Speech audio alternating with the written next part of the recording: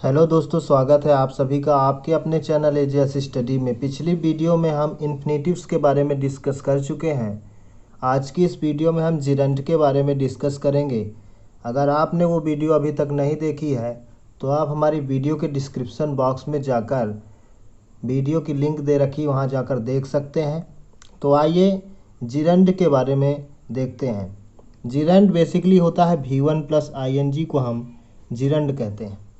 लेकिन V1 plus ING यानी gerund के बारे में पढ़ने से पहले हमें V1 प्लस ING का रोल जानना पड़ेगा कि किसी भी सेंटेंस में V1 प्लस ING यानी V4 का रोल क्या होता है, यानी role of V1 plus ING यानी V4 का किसी भी सेंटेंस में रोल क्या होता है।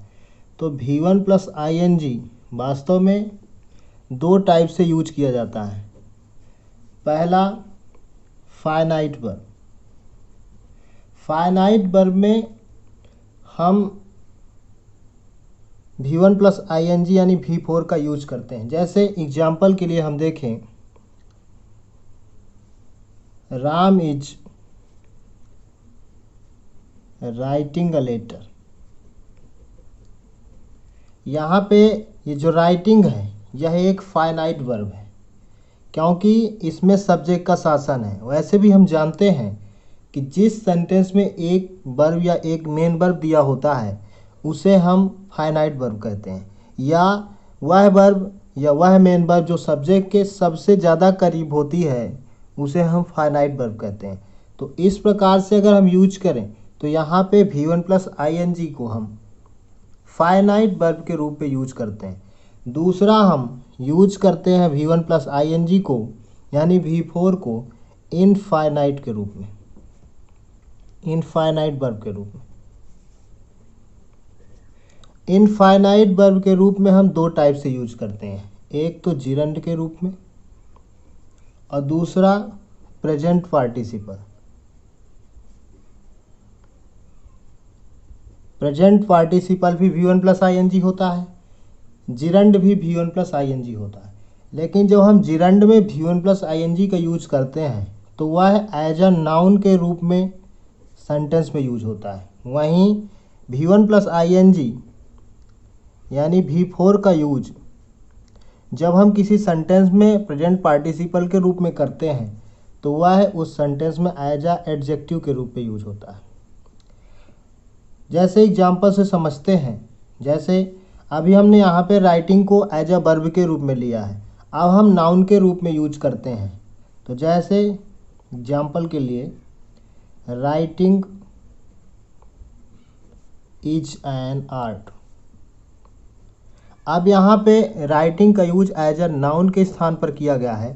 तो इस प्रकार से जब V1 प्लस ING का यूज होता है तो इसे ही हम जिरंड कहते हैं। इसी प्रकार अगर हम एडजेक्टिव को देखें तो अगर हम इसे एज अ एडजेक्टिव के स्थान पर यूज करेंगे तब हम इसे प्रेजेंट पार्टिसिपल करेंगे। तो इस प्रकार हम उदाहरण से देखते हैं, I saw a running horse in the forest. तो इस प्रकार से हम देखते हैं कि जब हम V1 प्लस ING यानी V4 का यूज एज अ एडजेक्टिव के रूप में करते हैं तो उसे हम प्रेजेंट पार्टिसिपल कहते हैं, और जब हम V1 प्लस ING का यूज किसी भी सेंटेंस में एज अ नाउन के रूप में करते हैं तो इसे ही हम जिरंड कहते हैं। तो आइए देखते हैं जिरंड की डेफिनीशन क्या हो सकती है।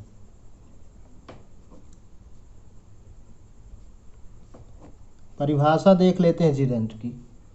तो जिरंड की डेफिनीशन होती है, when V1 plus ING is used as noun, subject और object in a sentence, it is called gerund। यानी जब कभी भी हम V1 प्लस ING का यूज नाउन के रूप में करेंगे, चाहे वह सब्जेक्ट में हो चाहे ऑब्जेक्ट में हो, तो हम उसे ही जिरंड कहेंगे। आइए यूज हम देख लेते हैं कि जिरंड का यूज हम किस प्रकार से सेंटेंस में करते हैं। तो आइए कुछ रूल्स के माध्यम से हम जिरंड के यूज के बारे में समझने का प्रयास करते हैं। रूल नंबर फर्स्ट है, जिरंड इज यूज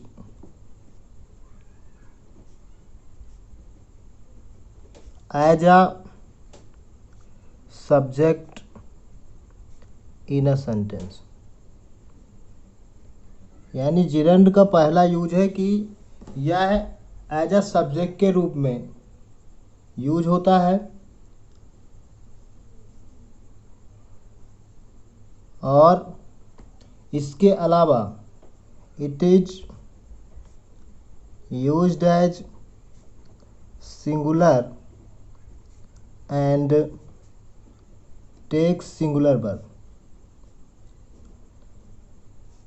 तो पहला यूज है जिरंड का कि जिरंड का यूज किसी भी सेंटेंस में एज अ सब्जेक्ट के रूप में होता है और इसके साथ सिंगुलर वर्ब का ही यूज किया जाता है।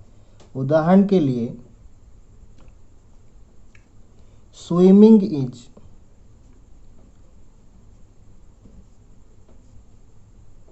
Good for health. Rule number दूसरा है, it may be used as an object in a sentence. Gerund का दूसरा यूज है कि यह एज अ ऑब्जेक्ट के रूप में किसी भी सेंटेंस में यूज किया जा सकता है। जैसे she likes dancing, she like dancing. अब यहाँ पे डांसिंग एज अ ऑब्जेक्ट के रूप में यूज किया गया है, तो इस प्रकार से जो हम किसी भी सेंटेंस में यूज करते हैं तो इसे ही हम जिरंड कहते हैं। अगला एग्जाम्पल है, ही इंजॉयड ड्रिंकिंग। अब यहाँ पे ड्रिंकिंग V1 प्लस ING है, वह एज अ ऑब्जेक्ट के रूप में यूज किया गया है, तो इन्हें ही हम जिरंड कहते हैं। इस प्रकार से हम जिरंड के बारे में, जिरंड की डेफिनेशन, उसके यूज, रूल्स के माध्यम से समझ लिए हैं। आगे की वीडियो में हम प्रेजेंट पार्टिसिपल यानी पार्टिसिपल्स के types, present participle, past participle और परफेक्ट पार्टिसिपल के बारे में विस्तार से डिस्कस करेंगे।